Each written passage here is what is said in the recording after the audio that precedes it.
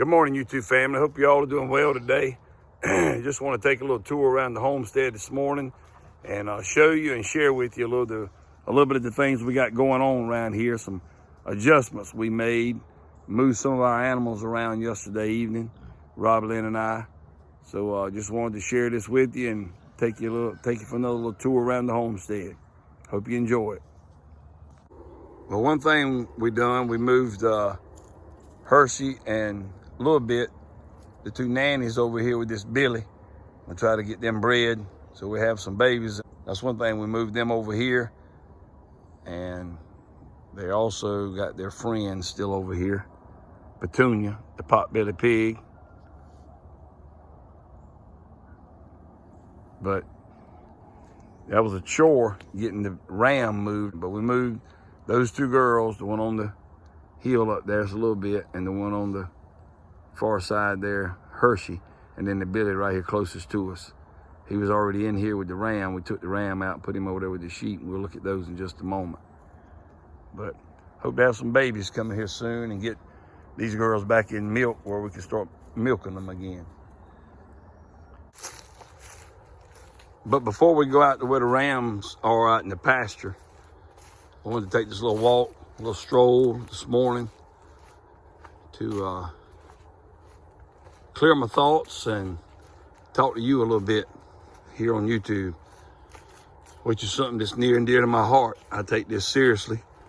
It's not my God. I don't worship YouTube, but I do take it seriously. When you guys watch and comment, it does me a lot of good to know that there's people out there that want to hear what I have to say or what Robbie Lynn has to say, or see what we got going on around the homestead and in our life. It's nothing special, any different than anybody else's, any better than anybody else's, but we just like sharing it. I like fellowship and I love people. And that's just me. Speaking of what's going on, we got this target up here. Well, got the platform to put a target on it, and got the big mound of dirt to catch the bullets. I'm getting ready to redo that table. I know I've talked about that before. I hadn't had time to get to it, but we're gonna start doing some target practicing out here. So me and the boys and Robbie Lynn and some of the church folk. So we're gonna get this taken care of hopefully in the next week or so and get the target practicing out here. But anyway, as you can see, as I pan around, some of these, had some trees that's fallen here lately in the woods out here. We're gonna get in there and thin that out. Now that the cold weather's pretty much upon us, even though it's gonna be kind of warm this week in South Carolina, up in the 70s and 80s, but it's supposed to get back to normal feeling temperatures here after that. As you see, a tree fell across this part of the old hog pen and mashed it down, so got to get that out of there. I'm gonna get in here with the tractor and hopefully get in the chainsaw and get these cut up and get a big pile and get it burned. But there's always stuff to do here on the homestead, which is a great thing. And I still like the fact there's still some of the leaves here that's still changing and still hanging on. Some of them are greener than others. And I know some of this stuff may not even turn. It may be like an evergreen, but for the most part, most of our leaves here are changing. We were up in the mountains a while back. That was beautiful. We caught it about the right time, looked like up there. But as you see, I got a lot of down trees, some old trees in here, and the wind's just taking them down over time. One that fell on this fence right here, and I'd taken it off a while back. But yeah, as we take this walk, like I said, there's always stuff to do. And which I had this thought I wanted to share with you. How many times have you had something that you know you had to do or know it needed to be done?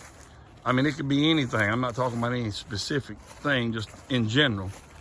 Whether it be a task on the homestead or job you had to get done and you really dreaded tackling that job. Or it could be maybe a speech you had to give at school, or maybe just a public speech.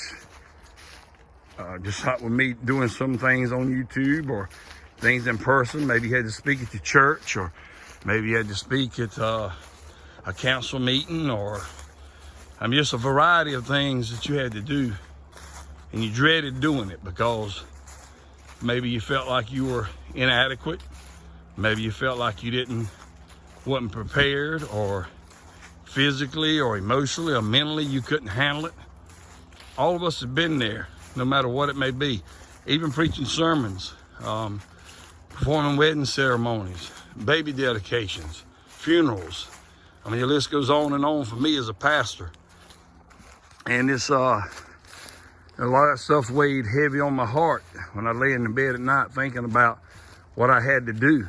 And I felt like it was a uphill battle. I didn't know if I could accomplish it or not, or do the best I could. But that's one thing I've always been taught. As long as you do your best, it really doesn't matter the outcome as much as it does the effort you put into doing whatever you're doing. So I want to encourage you today, if there's anybody, no matter what you may have going on in your life right now, you maybe got a task ahead of you that you feel like you are not prepared for, or you don't think you were the right one. Remember when God called Moses to lead the children of Israel? He's like, man, you made a mistake. It's not me. And he used every excuse in the book to try to get out of doing it, but God wouldn't let him.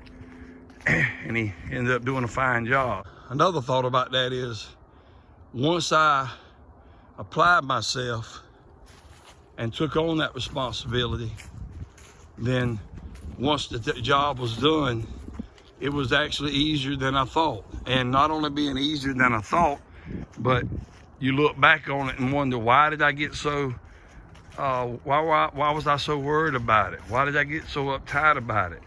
And, that's just human nature. We all get that way.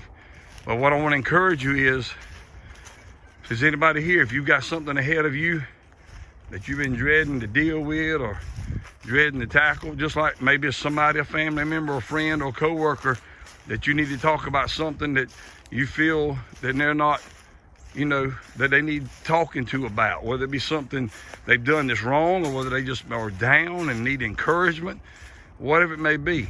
Many times we won't talk to them because we feel like it's not the right thing to do. But I found out as well that people that I talked to, that I was hesitant about talking to them, most of the time they were like, after the fact, said, man, I'm so glad you called. I'm so glad you met with me and talked to me about this, that, or the other. I'm so glad you sent that text message. When the whole time I'm thinking, I shouldn't do this because I don't want to overstep my boundaries. But they were waiting for it. So I just had that on my heart today. Wanted to encourage you to, whatever you got that's ahead of you, whatever that task may be, and everybody's got different tasks and different mountains to climb and different valleys to walk through. But I just want to encourage you today, if you trust the Lord with it, he'll give you the strength to do it. He'll give you the words in your mouth that everybody needs to hear, and he'll have the outcome planned out before you ever get started, if you just do your part. So I hope that helped you today. We're gonna go over here now and look at the sheep and the other goats that we left on this side of the homestead and the pasture. And I'd like for you to leave some comments below and let me know if you've ever had this experience where you had a task that you hated to tackle, and it worried you, it caused you to lose some sleep, or whatever the case may be. But once you've done it, you were glad you did, and you felt so much better about yourself and about the situation. And for those of you that are sitting there right now, have those tasks ahead of you, hope this will encourage you to go for it. Pray about it. Let the Lord lead you and guide you. He won't lead you wrong. Let's look over here at these sheep. See what they got going on. See the guineas out there and some of our cover crops. And some more guineas over here inside the fence in the pasture. The old Billy's out there. Oh, Billy. The Ram's out there with the girls. They coming and running. I'm telling y'all, this is the best therapy in the world. Hey girls, come on here, big boy.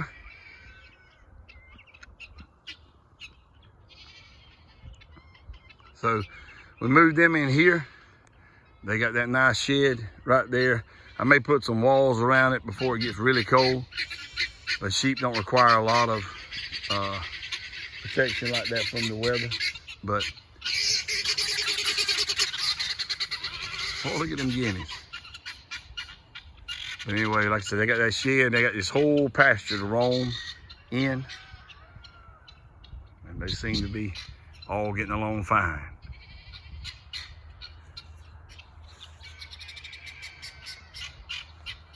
And we're gonna wrap this up back up this way to show you the other 3 goats. Opal, little girl, and Mamie. They've been hollering off and on all night, I think. So we separated the other 2 goats from them a little bit. Is Opal's mom, but Opal's got to grow up sometime or another. Now's a good time. And then, of course, there's Mamie and little girl. Mamie, come here, Mamie. Come on. Come tell YouTube family, hey. Yeah, come on, girl. Come on, girl. Come on, Mamie. Come on, little girl. Come on, Opal. Look at you. Hey, girl. You tell them, hey? Yeah. That's the friendliest goat we got on the homestead. That's the one we bottle fed, of course, but that's the friendliest goat we got.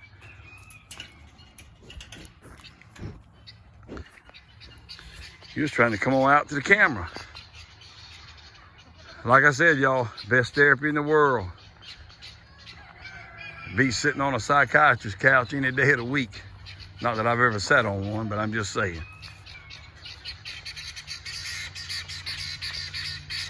But they in here, got them separated from the sheep. They got all this area here under the pine trees.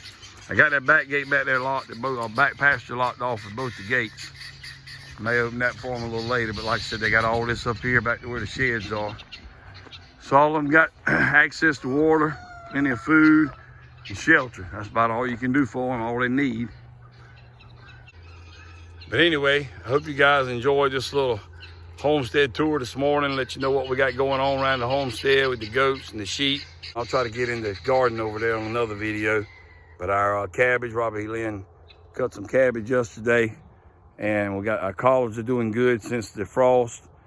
I shared that video earlier and I left in some of the comments that our garden doesn't look as green and lush as it did because Robbie Lynn filmed that video a day or 2 before the frost came. We've had several frosts since then. So anything that wasn't a winter crop has gone by the wayside.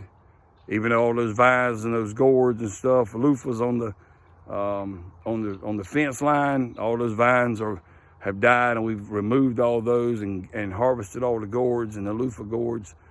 We got to get them somewhere where we can get them dried out. But I'll show you a little bit of that. We're gonna cook up some collards. Hopefully, we're gonna do a video on that, and I'm gonna try to break down and make us a cake of cornbread. And Robbie Lynn's gonna cook the collards. So we hope to bring you some footage on that. Y'all let me know if y'all like collards and cabbage and all that kind of good stuff. Cornbread, fatback. We do here on the homestead, and I hope you leave your comments below and let us know if you do as well. Anyway, until next time, y'all remember, Jesus Christ loves you, and Jesus Christ is the answer for any and everything we dealing with in life. Hope you all have a wonderful day. And don't forget, go tackle that task. God will help you.